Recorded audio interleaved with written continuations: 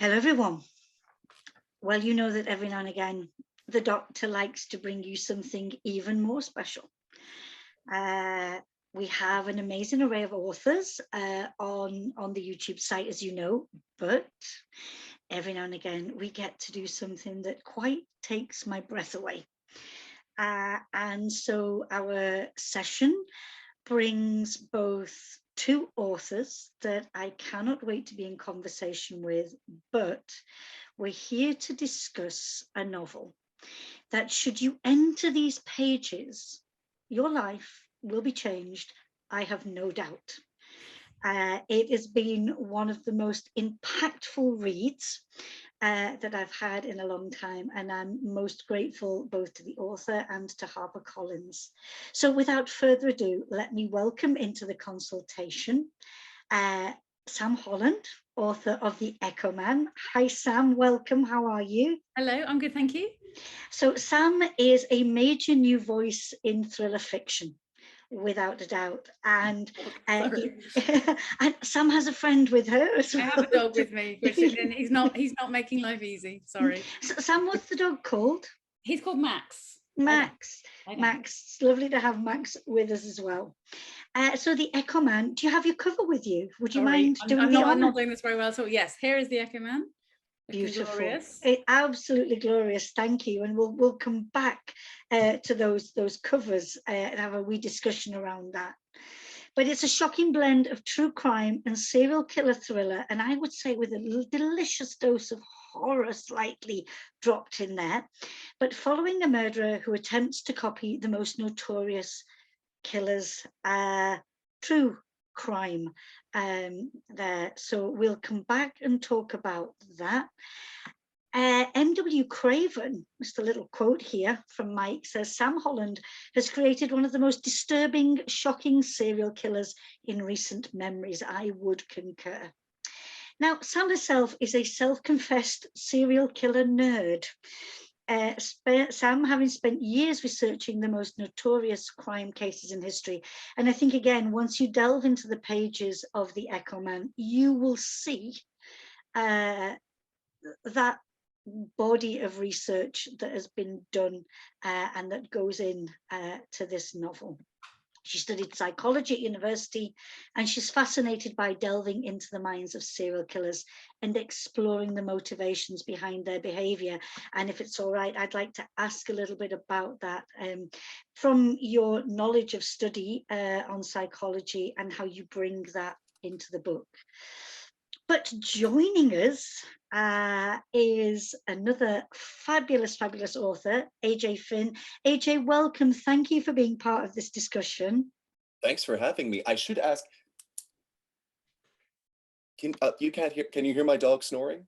I hope it's like windows are rattling. Let me just, she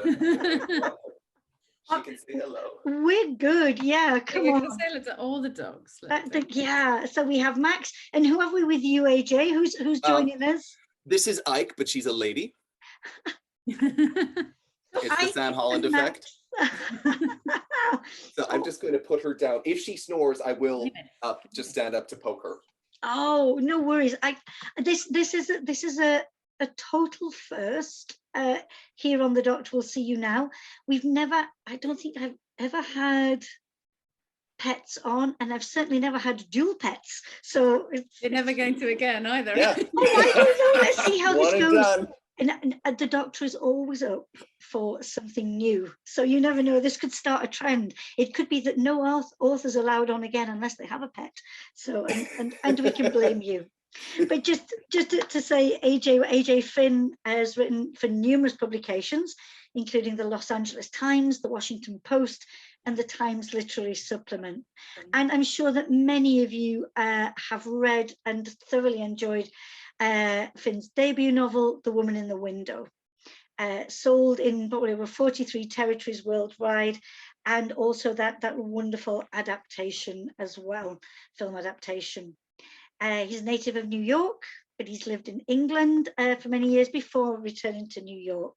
And I have it on good authority that he's one of Sam's earliest fans. So I know we are going to have the most amazing discussion around The Echo Man, and around writing the thriller, writing crime fiction. So if you will, everybody sit back and let's begin our consultation. First of all, Sam, a debut novel, and I always like to know the history behind that first novel. So, how long did it take before we got the chance to hold it in our hands? Your journey with that, when did you think this is for me? Because again, I read that you studied philosophy, you've worked in HR, but then that glorious phrase that says, and then she decided to be a full-time writer. Then she quit. I know. It was the wrong decision. Yeah, so I'm probably the least qualified novelist that you'll ever meet. I did all science at A levels. I did psychology at university. I think I always wanted to be a writer, and I read a lot. I've got the dog back. Go in your bed. I have to get rid of him, aren't I? I always read a lot, but I never sort of thought of it as a proper job, I think. So I finished university. I got one of those jobs with like a suit and security pass, and that was in HR, and that, that was great. I enjoyed it. I was what's known as an HR business partner, which is basically a lot of hiring and a lot of firing, a lot of firing. So I did that for 15 years. I really enjoyed it, but then I think I don't know. I think the thing that held me back was sort of the self-confidence of, can you write a book? Can you get it published? Because you hear how hard it is. And I had a few abortive attempts at doing it.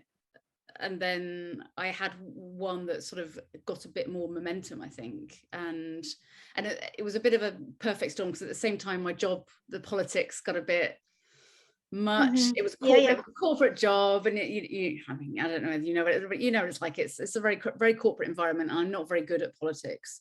So in the end, I, in the spirit of full disclosure, I sat down with my husband and I said, if I quit my job, can we pay the mortgage? And we could.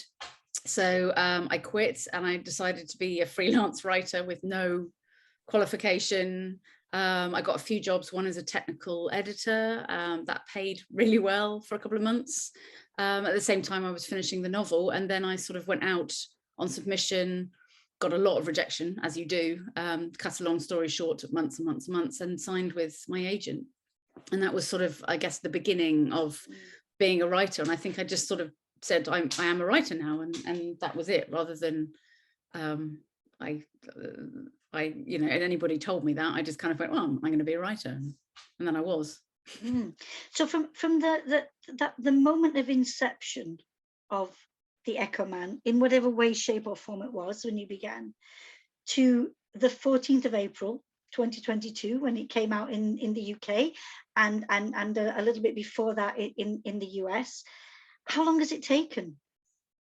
So I started writing The Echo Man in 2018.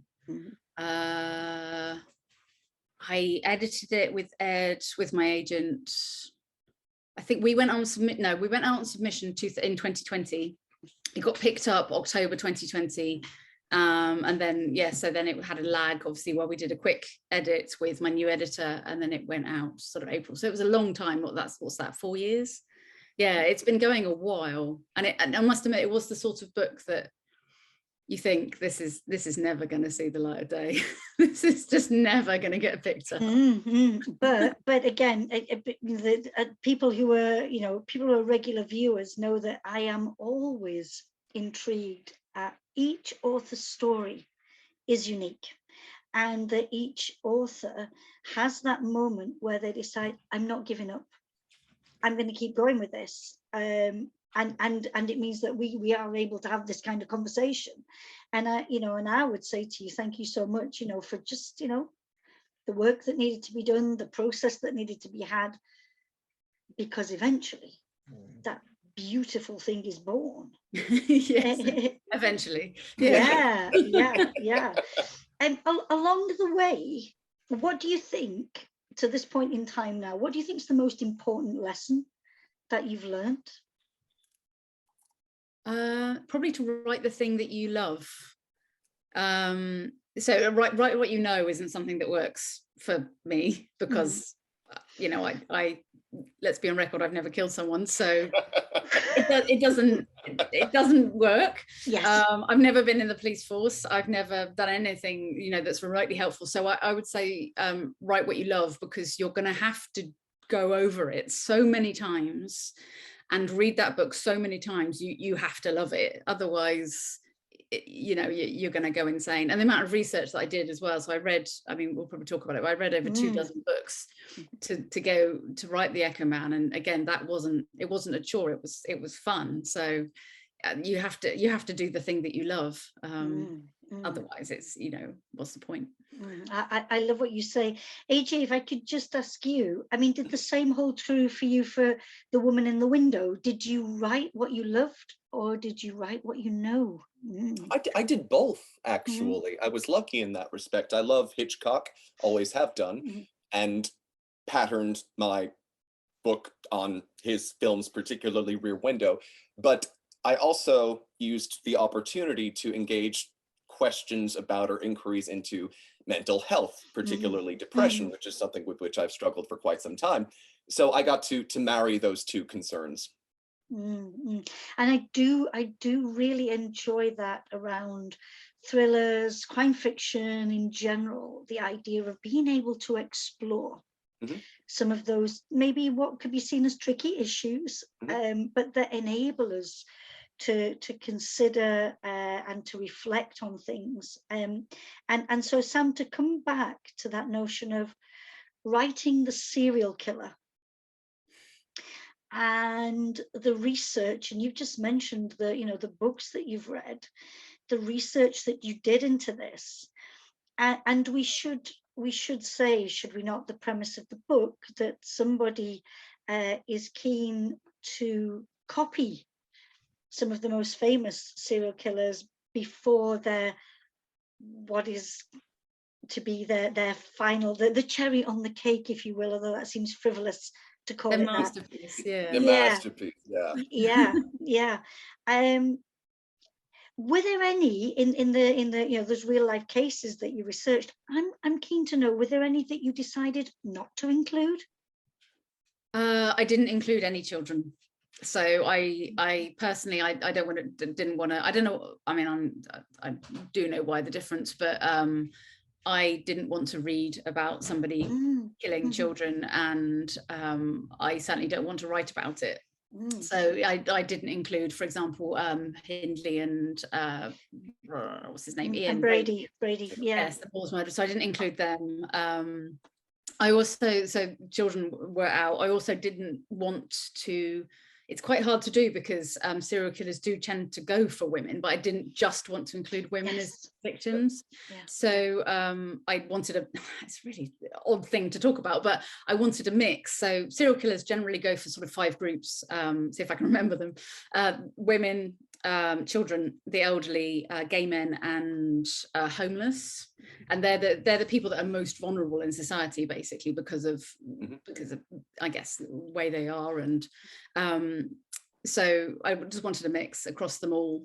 So that was sort of why, so how I chose the killers to look at. And also I wanted MOs that were different and they were immediately obvious. So if you know your serial killers, you can spot them coming, I guess. You can see the Easter eggs. If I can jump in, one of the reasons I so relished this book is that I am not a serial killer junkie on the scale perhaps of Sam Holland, but I do like my serial killers. I used to work with an author when I was in publishing called Harold Schechter, who is probably America's foremost chronicler of serial killers.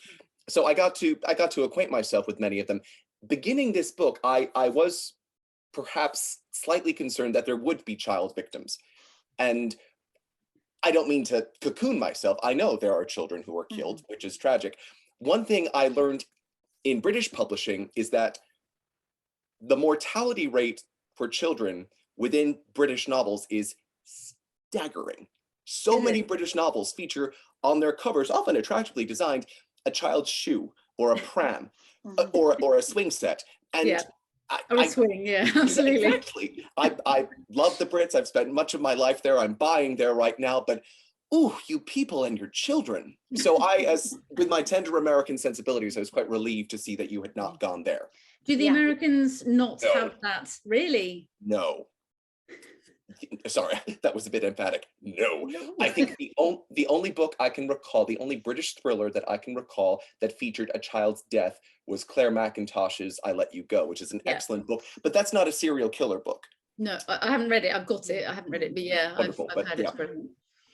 Yeah. And what about animals? Because I didn't, well, I sort of kill an animal, but you sort of, if you're talking serial killers, you have to, like, they have to mention, you have to mention the McDonald triad, otherwise you're not being faithful, don't you? The animals, the bedwetting, the arson, you have to mention the three.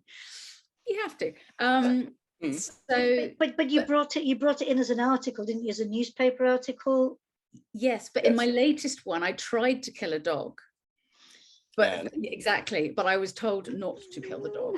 Oh, but didn't you look at your dog and think, can't do it, won't do it? No, he was a puppy at the time and he was driving me insane. It was right what you know. Yeah, that was definitely right what I know. But so just a precursor, it doesn't happen anymore. But I found that interesting, that you can kill as many adults as possible as you want to, but try and kill a defenseless little puppy. And there's a website, I think it's called doesthedogdie.com. Really? And it's for films and television series, but you can just search them to see if the dog dies. Not unuseful, I would suggest. Yeah. Well, clearly. But just to come back to the people, again, who sadly the demise, and it's how to talk about this again without being frivolous. But I did think it was really important that there was an equality in a way there of victims, because I think if, you know, that idea of crime written on the female body, if it had been simply a selection of females, I think that would have lessened, you know, what you achieve in the book. So thank you for that spectrum, for the equal opportunities of opportunities of death. I mean, one of the characters has a horrible time. I don't want to give away too much, but and that's a bloke, and he gets nearly killed 3 times. So, you know, I like to share the pain. You know, in the autumn of '95, there were 2 films released back to back: David Fincher's Seven and Copycat, starring Holly Hunter and Sigourney Weaver. Yeah, don't talk about Copycat. I'm sorry? Copycat, I discovered, like, after I'd written the first draft of Echo Man, I discovered Copycat and just had that horrible, you know, that oh no feeling. But luckily the plot's different. In any event, as you might, I don't know if you've seen Copycat then, but there are male and female victims in both. And as we were talking just now, I thought, oh, if it were just a string of female victims, it might feel a bit prurient. There's a sex crimes aspect to that, even if there is no sexual viation. Yeah, so thank you for killing that. Seven's very similar as well, actually. You're right. Yep. That is a mixture of both, isn't it? Yeah, it is. I hadn't really thought about it, but yes, it is. Yeah. So just coming away from the dead bodies for a minute, if we can talk about the detective partnership between DCI Cara Elliott and DS Noah Deakin, I think it's a beautiful partnership, and the way that it plays out. Could you talk to us a little bit about these 2 characters and their working dynamic? So Cara is I think she's 39 in the book. She's she's got a family. She's a DCI in a probably male-dominated industry. So she's got to the top by being good at what she does and being very single-minded. And Deakin comes in to Major Crimes, and I can't remember the timescales, but they've worked together, I think, for something like 3 years before they meet the Echo Man. And her first impression of him is she's just not sure about him. He turns up, he's a bit scruffy, he's got a shaved head.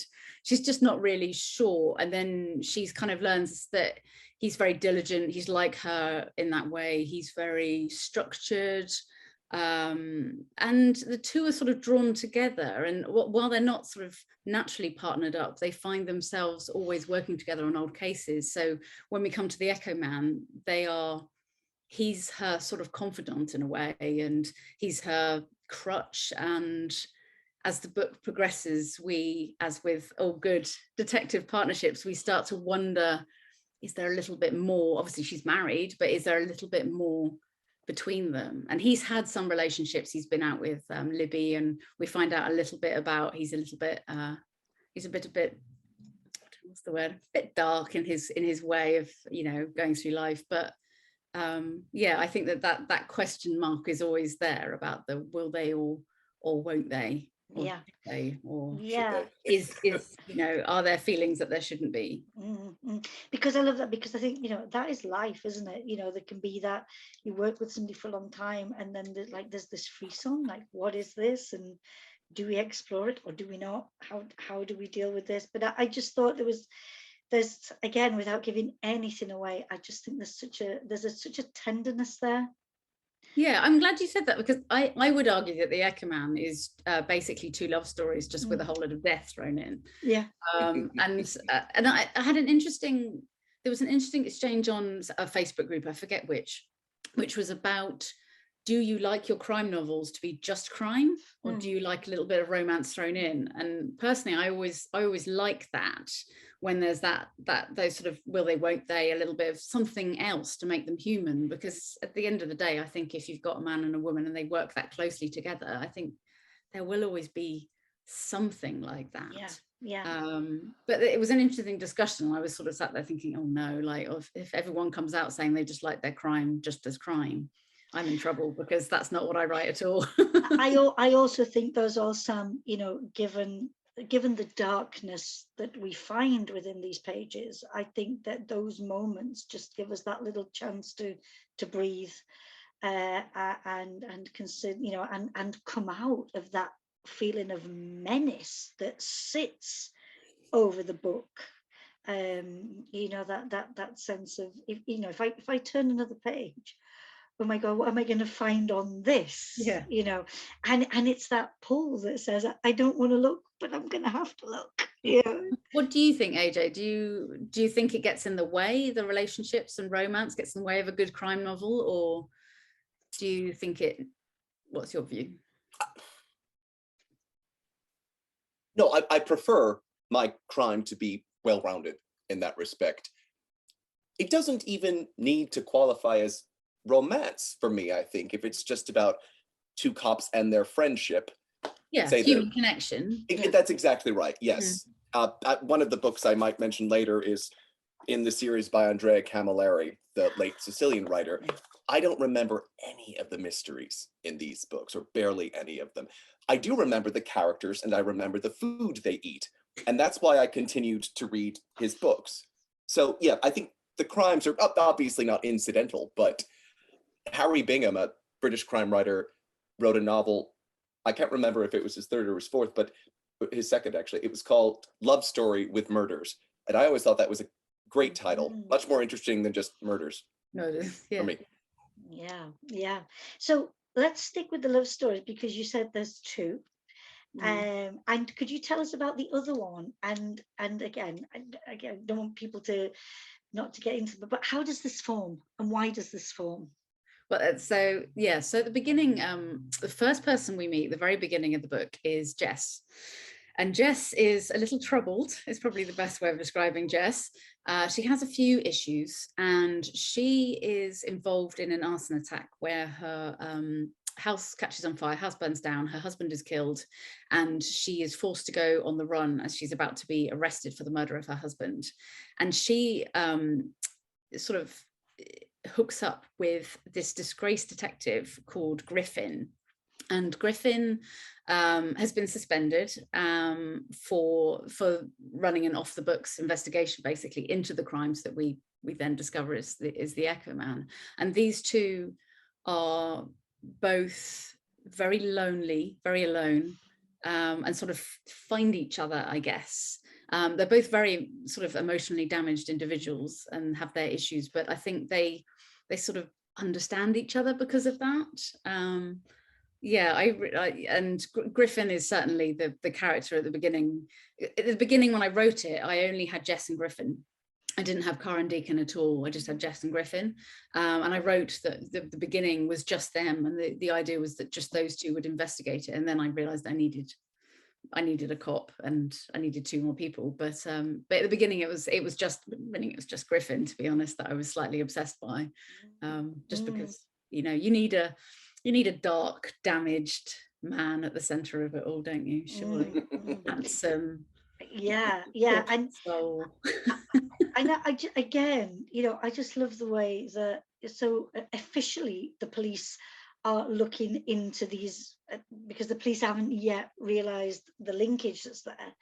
But these 2 on the periphery, I mean, Jess, you know, Jess should get a job in the police, maybe. I know, you know, that what drives them and their ability, you know, I think it's an interest in watching those parallels, you know, the official and the unofficial investigation. I like that. Yes, there's stuff going on behind the scenes. Yeah. If I can ask you about your psychology studies and to what extent they may have informed the way that you have written, if I'm allowed to call it the evil, because we'll have a little discuss on evil, but I'll just call it the evil for now. Yeah. The evil was in the book. Yeah, so I did a psychology degree. I would like to say that a psychology degree is a lot of looking at how people behave and knowing, you know, what they're going to do next.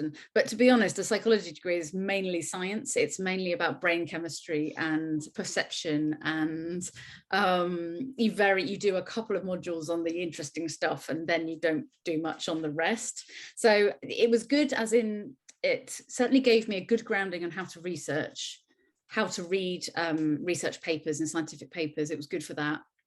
And it was good to sort of nurture my interest and work out what I was interested in. But actually, I did nothing on criminology the entire 3 years.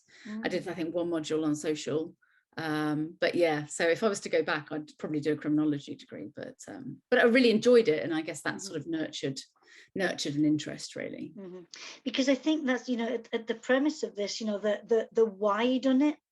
What is behind the committing of these crimes, and so again, you know, coming back to the whole idea of the psychological thriller, and AJ, you know, could come into this for us, as if you will, that for you, that idea of delving into a person's psyche, was it something that you know that fueled the writing for you of The Woman in the Window?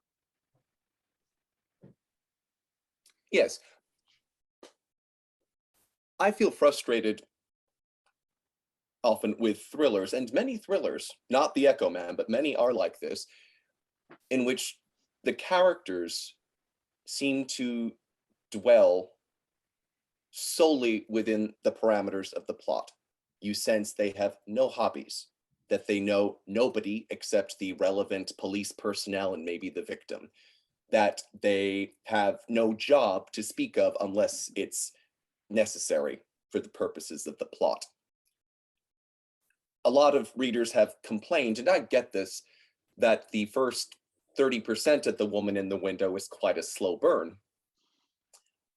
I agree, and perhaps it's a bit too slow. That said, if you begin a novel at fever pitch, there's nowhere for it to go. Whereas if you acquaint yourself with the rhythms and routines of a person, if you probe her or his or their psychology, you feel invested in them. So much so that when their world is inevitably disrupted, you feel that jolt as sharply as they do. Ultimately, if a character isn't psychologically credible or interesting, I am unlikely as a reader to remember the book long after I finished it. Some books are Jack in the Boxes, or Jack's in the Box. I'm not sure what the proper plural would be, but that's fine. I like an Agatha Christie novel, for example. I'm a big fan, but I don't remember any character's name except for Poirot and Marple. I remember the twists, and that's about it. I do like reading about characters who are more likely to leave some sort of indelible mark on me. That build up, I think, in The Woman in the Window is good, because you learn about I've completely forgotten her name. I want to say Annie. Anna.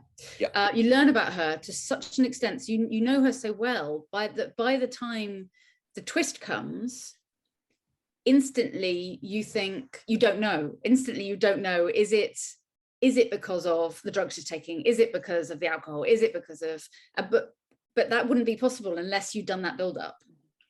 Correct. That's my view, anyway. Yes, yeah. So that's why I think it works, and why you need that build up, and suddenly, and you're oh, okay, it's not clear, and that's what keeps you reading on. And but without that, I don't know if it's whatever the beginning was, you wouldn't have that at all. Thanks. You wouldn't have I hope so. Grab. Yeah. Absolutely, yeah. Works perfectly. Yeah, and Sam, for you, the notion of getting into the mind of those who commit these kind of crimes. I just wonder, again, in the research that you did, was there ever a point where you got, I need to put this down, and I need to go for a run or a swim or a shower, because being, even second-hand, third-hand reading these things, being in the presence of that kind of thing, did it ever weigh a serious toll on you? I found I couldn't read the really nasty stuff before you go to bed. Mm-hmm. That's not a good idea, for obvious reasons. But no, I think I can read it with enough detachment that it didn't bother me, intrinsically or psychologically myself. I can read things with enough distance. But yeah, don't read it before you go to sleep. That's not good. But I mean, I just found it fascinating that how it all works, and the books that I started with the biographies. So the ones about there's some good ones about Dharma. I mean, there's millions of biographies about Bundy. You can't, throw a stick without hitting one, but there's some good ones about Dharma, Manson. There's some good ones about Bundy.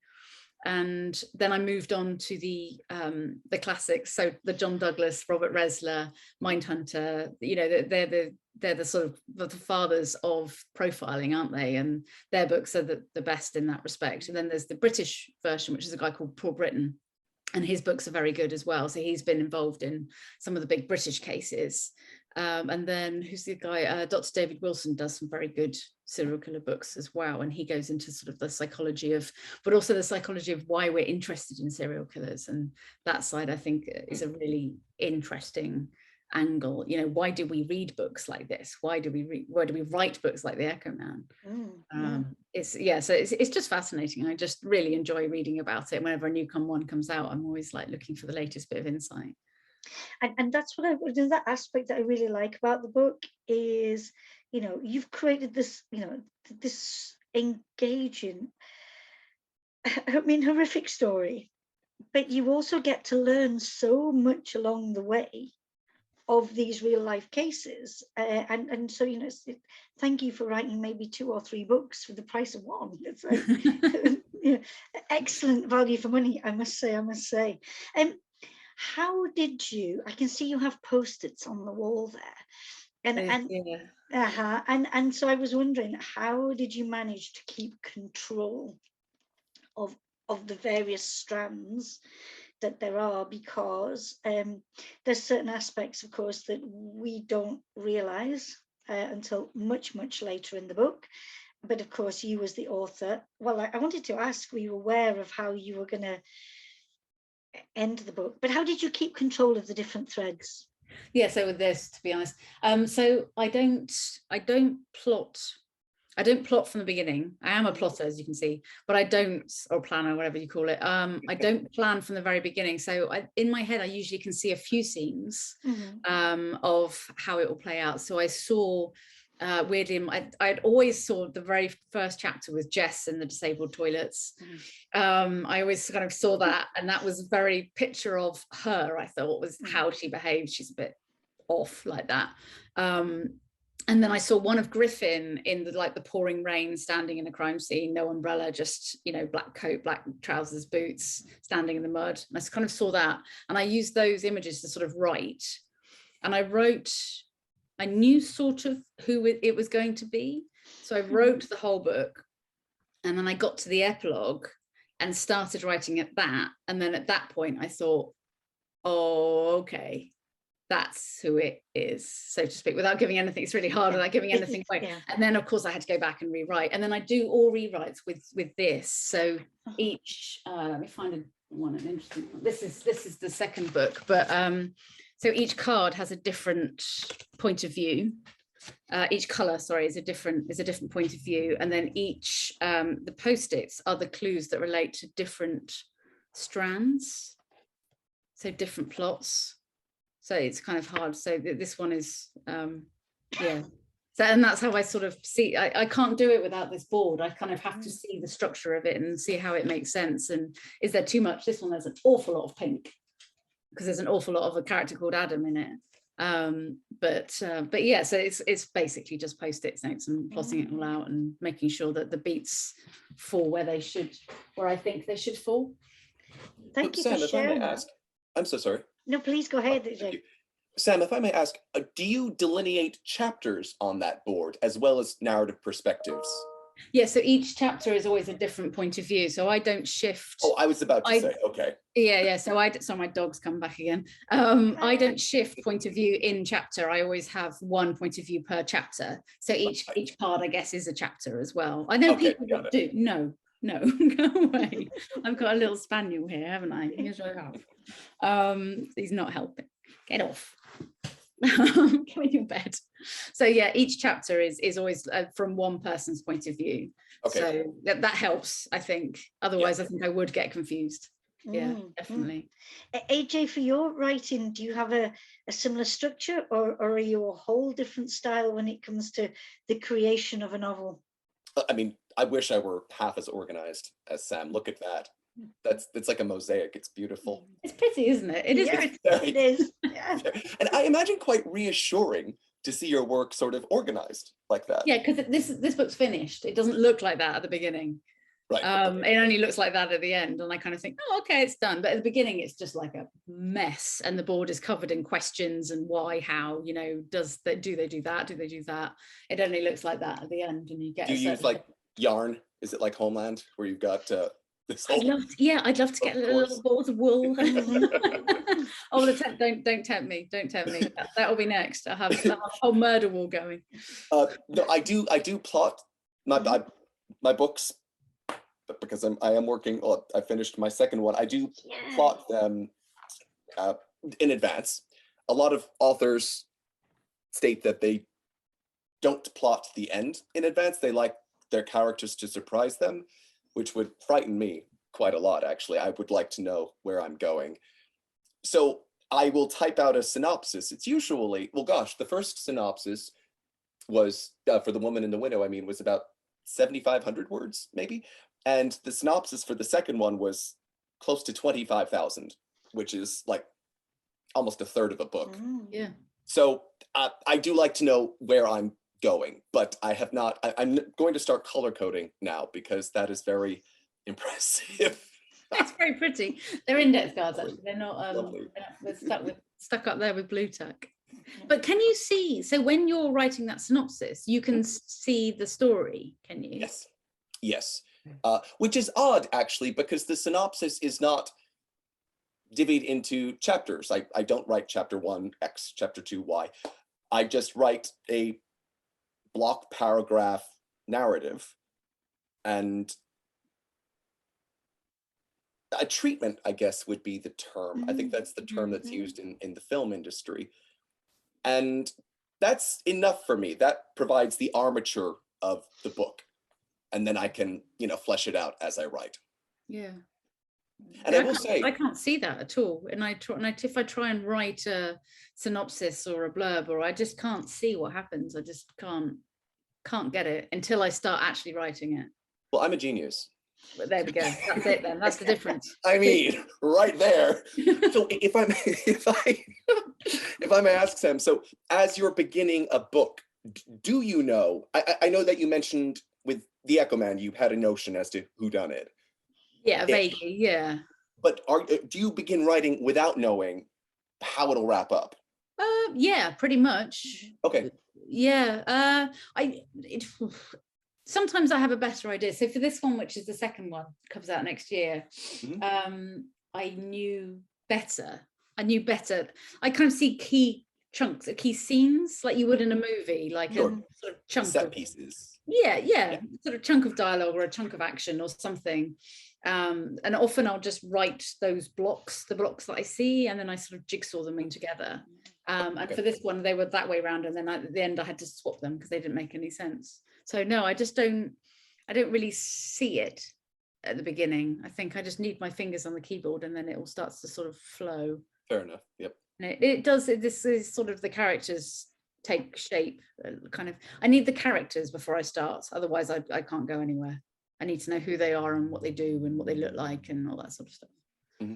But the rest, I don't have a clue.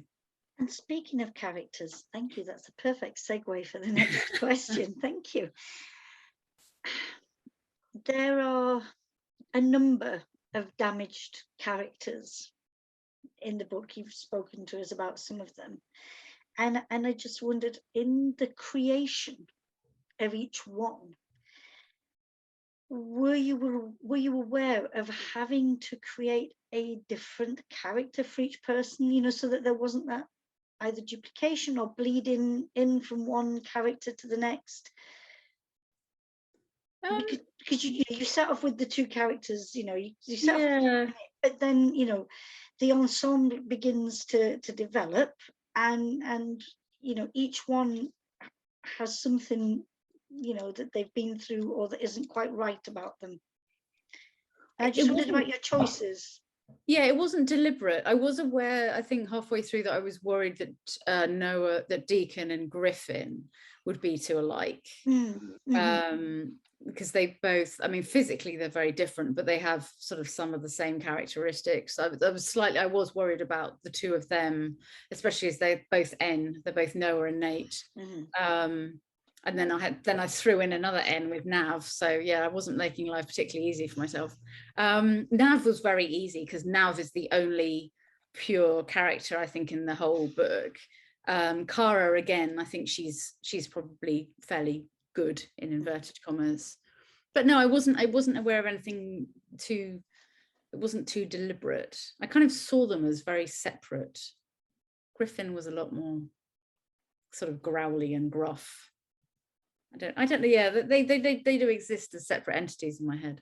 I don't know how to describe it. Yeah, and they came. I mean, and it's beautiful. They came out very different on the page, but you know, I going along and getting to know these people and thinking, oh, so how do you ensure that dysfunction or damage remains, you know, within its boundaries for each person? And I think it did. You know, again, if you think of each one, you can say, this or that. There are moments in it where the novel seems to be critical of the system with regard to children in care. Oh, okay. It wasn't deliberate, but okay. I just, you know, I mean, just I think because of maybe how things didn't work out or how things did work out, depending on which way you look at it. And again, I wondered about the research that you did into that aspect for the novel of looking at, you know, children being placed in care. Not too much, to be honest.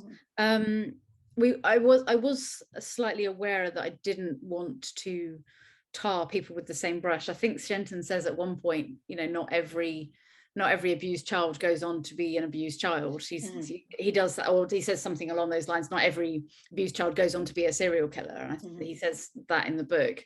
I think we wanted to make it clear that, I nearly said their names then, that the people that do it are outliers, and have a particular set of, like, the boy, I think, who becomes the Echo Man is it because of what happened in his childhood rather than because he went into care. Yes. And I think the same for Deacon, actually. I don't think it was the actual act of being in care that drew them to too many spoilers, that caused the problems. But I think it's so for the Echo Man, it's what happened to him as a child. It's his, as we learn very quickly, it's his uncle and his father. that cause it. And Shenton does say at one point, not every abused child goes on to be I can't remember what it said, serial killer, I think it is something. Yeah, and it's I mean it's immense, the damage that can be done, those repercussions, that young boy, and his uncle and his father, and I, reading the report, that's the part where I actually wept. There's other parts that just took my breath away with how people were dispatched, but that was painful. And the people that have done research into serial killers, so Resler and Douglas, who did look at serial killers and what sort of are the precursors that led to it, child sexual abuse, or whether it's physical or mental or emotional, was and I can't remember the stats, I'd have to look them up, but it was, it was a huge precursor to it, as was brain damage. So there's the medical report where the child falls down the stairs, I can't remember his surname, Robert Keane, falls down the stairs, and that, again, I wanted to sort of bring in that there's an element of maybe brain damage in his past as well, because that again is another precursor to serial killing. So yeah, it is unfortunately a sad fact that it is a strong indicator. And at one point, towards the end of the novel, there's a quote that one of the characters says, "Nobody's born evil." And I think that's interesting though, because often when we are trying to come to terms with maybe, what somebody's done, whether it be on a small or a large scale, the sense of there must be something inherent that has driven them to commit these acts. Where do you, if I may ask, because I know it's a tricky question, I'll ask you both, where do you stand on this? Do you want me to start?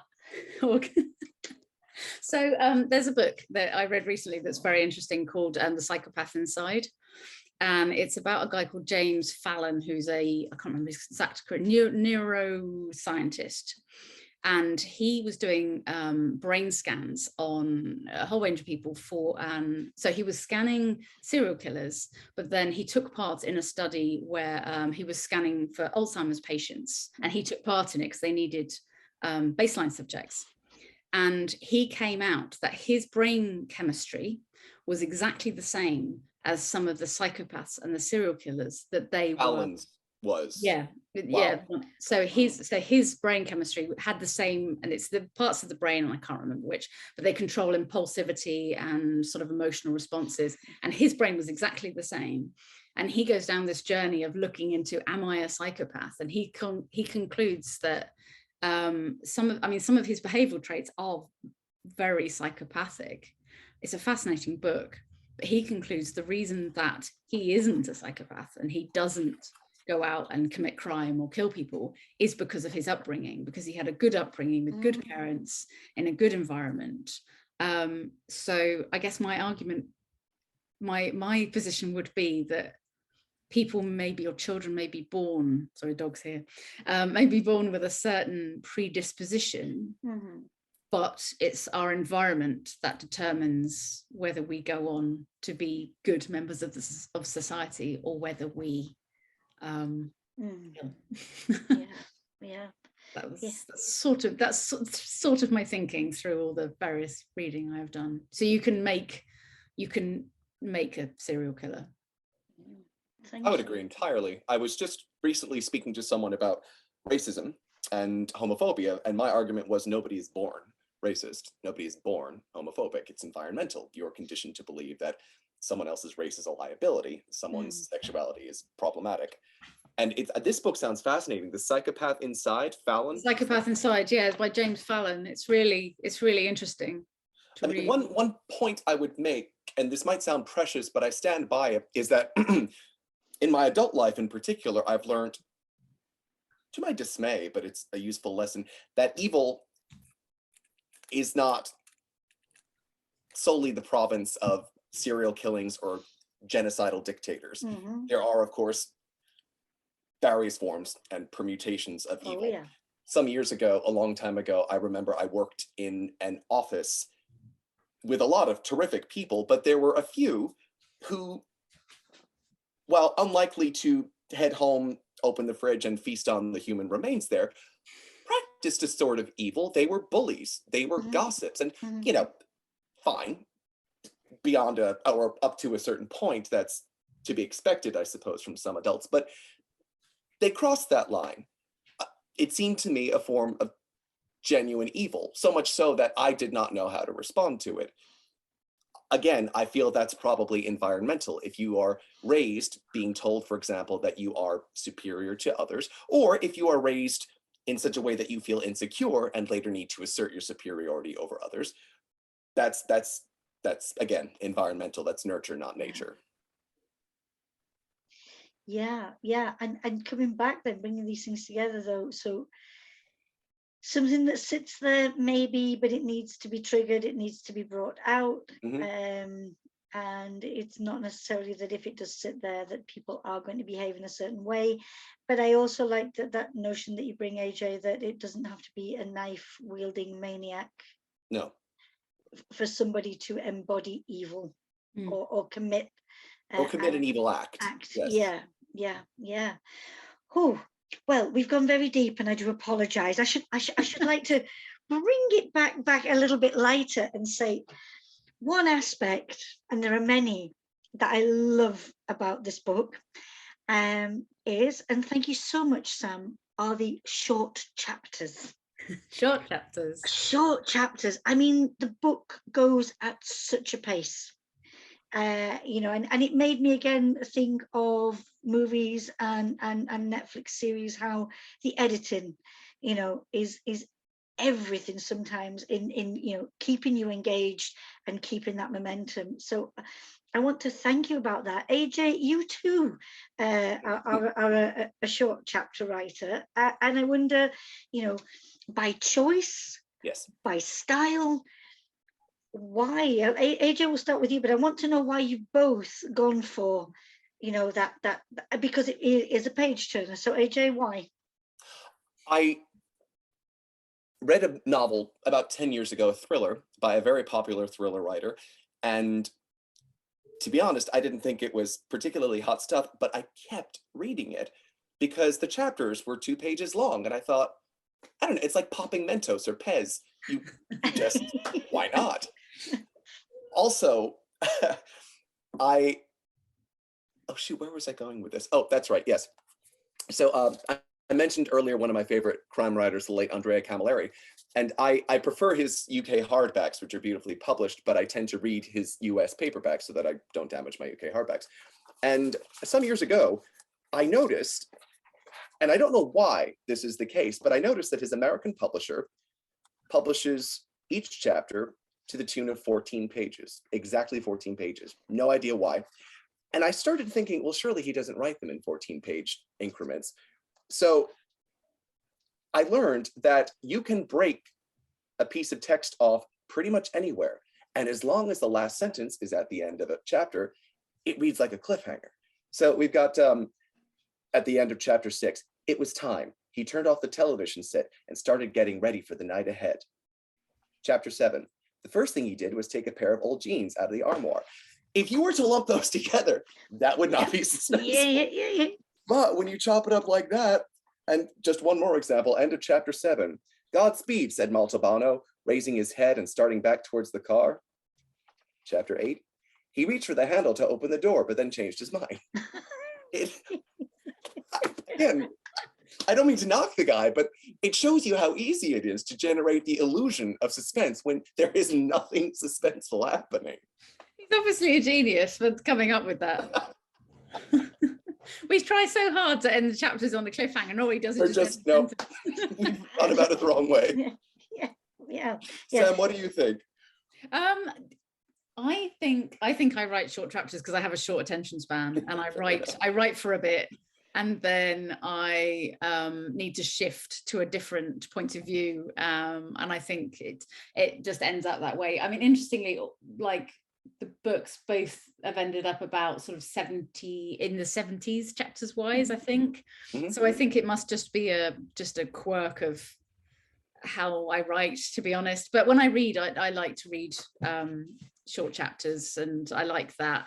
I must admit, there's an author that writes very long, I really like her books, but writes very long chapters, and I don't like to put a bookmark in the middle of a chapter. So I do think, oh, just cut it down, love. Just cut it down. and as you say, end with him taking his trousers off, and off you go. Don't forget him. That's a wonderful place to end a chapter, or the start of one, depending on. Yeah. And now I've totally lost my train of thought. Sorry. Yeah. No. Now I wanted to do a little thing as well while we're in our more gentle phase of discussion, by looking at the book covers. So AJ, you've got the American. I do. Sam, do the honors with that's the UK cover, and this was the proof cover that came. And thank you so much, HarperCollins, for that proof. So Sam, I'm going to ask you to start off by saying this. Talk to us about this. What I see in the blurb? Or yes, please. So it's not good, is it? I'd probably see someone screaming. So you got two eyes, and then it's not great, Tess. And then you got the sort of a mouth at the bottom, and then these are sort of like horns and ears at the top. Torment, then maybe it is a vision of torment. A vision of torment, yeah. Maybe that's what I see of the book nowadays. Yeah, not at all. I don't have to read it ever again. but contrast for me, Sam, if you will, the official publication covers. What do you like in both of them? I really liked the proof cover because obviously I hadn't seen this first. When they came up with the proof cover and said this is what we wanted to do with the sort of the blood and I thought it was really simple, really striking. But then this, I think I can kind of see what they're doing with it, because I've got a dog here again, haven't I? Yes. It's this, you know, that. I don't know. To be fair, I think I've been asked a few times, like, what do you see as the cover? And I never have a clue. Never ever have a clue what the cover should be. You know I have no design mind at all, no creative visual mind in that way. So I don't know, but yeah, I saw it. This was a complete surprise. I saw it and I was kind of like, oh, okay, I wasn't expecting that, but then I really like it. But then the Americans have gone a completely different way. So. Although I would suggest that both covers are actually quite beautiful in their way. They don't try too hard to be scary. The trees, I must admit, I always saw the trees more. Poland have gone a completely different way again. I would try and find it, but I probably can't. Which is it's that sort of ghost, sort of slightly ghostly figure. I think Poland are a little bit more horror in their style. But I can see what HarperCollins were doing, because this is very commercial, I think. Yes, it is. I agree. Yeah, and we walk into a bookshop and it is immediately very striking. So it's a really effective cover. Yeah. I really appreciate both those, or the three covers, but again, the impact that they both have, that they do stand out from what, I mean, I'm not sure about on the US market, but the cover in the UK, it's not what we've got at the minute. It's not been following all those various trends of, you know, that you start to think, have I read this book before? Because it's not got a swing. It's not got a swing. It's not got a cottage on it. It's not got, you know, it's not. It's impactful, and I love that. Now then, so I'm aware of the time, and you've been so generous, both of you, with your time here in the consultation. But if I may, if I can ask you both about, you've both been talking about the next novel, because whilst, you know, given what you've given us, Sam, and what you've given us, AJ, it's a bit like, yeah, so come on, what's next? Yeah, greedy for these things. Sam, what are you continuing with these characters, or are you doing something totally different? So the next one is it's the same world, so it's the same same. It's the easiest way of describing it is kind of saying it's like Marvel and DC. It's still in still in the world of Marvel. So it's about a detective called DCI Adam Bishop, and it follows him as he's called out to a body found on a wasteland. And very quickly he realizes that there are markers above it, and he realizes that there are more than one. So they find another 4, there's 5 in total, and the markers are Roman numerals, and they're counting down. So they have 5 bodies, they have a killer that's counting down, and they start the investigation. And he's approached by a woman who happens to be his ex-wife, because, you know, I can't stay away from this this thing, I just can't do it. And she says that she thinks that these new murders are connected to ones that happened 15 years ago, a guy who's now a serial killer who's now in prison, and who a case that she's very intimately connected to, and that's the story. So it's completely different characters, completely different story, but Kara makes a few cameos. And obviously, because it's a serial killer in the same world, they ask the question, are you sure this isn't the Echo Man? And they have that conversation. So it sort of edges on the side, but it's a completely different, it's a stand, you can read it as a standalone, and it would be absolutely fine. Yeah. Great. So that doesn't really answer your question as into the sort of follow on, but yeah. No, but it just, that's whet the appetite beautifully. Thank you. Yeah. And AJ, for you? Oddly, different plots have been ascribed, to my book in the media. None of them are quite correct. I guess people just felt creative. I can't say too much about it just yet because we are in the final round of edits, but it is not a sequel to The Woman in the Window, which is a question I find myself fielding surprisingly often.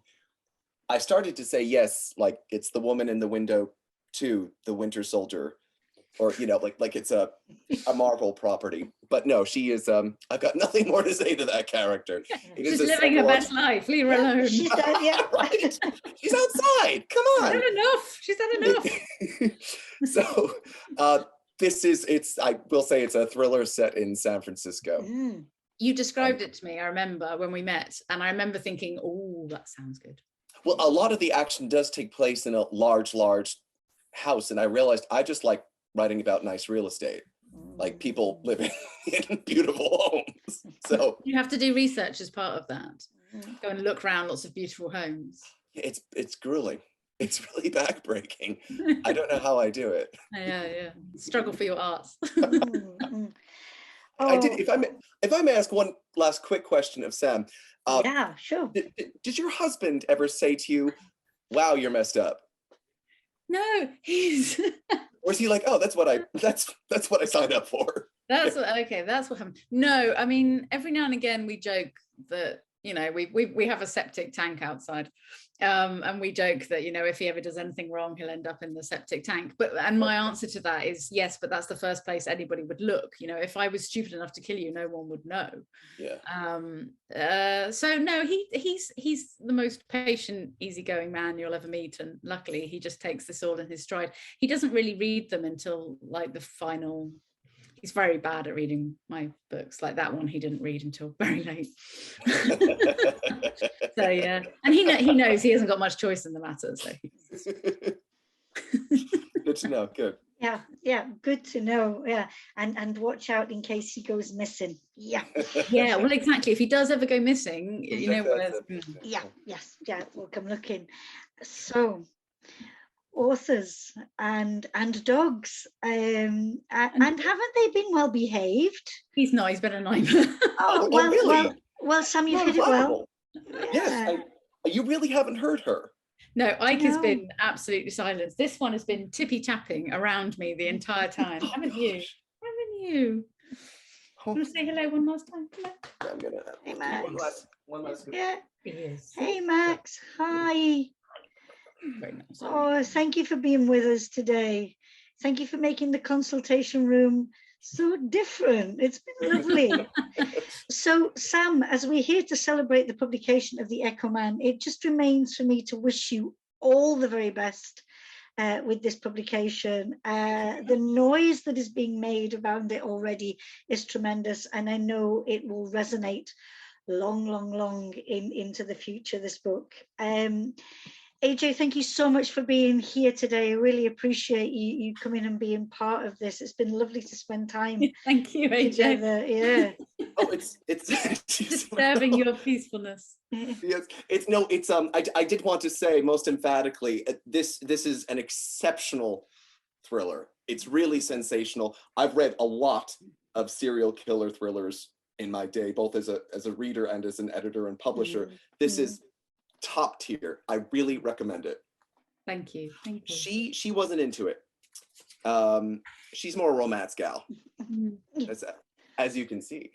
Look at her. Oh, thank you so much, all of you. And I look forward to it when we can meet face to face in real life and continue criminal discussions. Yes, please bring the dogs. I will not bring the dog. I can tell you that from nothing. I will not bring Max with me. Will we? No. Well, thank you very much. Thank you for having us. A pleasure, and see you soon. Bye for now. Bye. Bye.